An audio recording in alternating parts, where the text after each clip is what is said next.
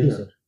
જામનગર જિલ્લાના જામનગર ગ્રામ્ય તાલુકાના આજે ગ્રામ્ય વિસ્તારના ગોરધનપર ગામે સરકારી જમીન ઉપર એક દબાણ હટાવ ઝુંબેશનો એક કાર્યવાહી કરવામાં આવી, જેમાં અંદાજે 16 એકર જમીન ઉપરથી કે જેની બજાર કિંમત અંદાજે 100 કરોડથી રૂપિયાથી ઉપર થાય છે, જેની ચંદ્રિક કિંમત અંદાજે 5 કરોડ ઉપર થાય છે, એમાં દબાણ હટાવવાની એક ઝુંબેશ કરવામાં આવી અને દબાણ હટાવવાની કામગીરી પ્રાંત અધિકારી મામલતદારશ્રી દ્વારા તમામ સરકારી મશીનરીનો સામનો સાથે લઈ અને હટાવવામાં આવેલું છે અને કામગીરી પૂર્ણ કરી અને કબજો સરકાર પક્ષે સંભાળી લેવામાં આવેલ છે.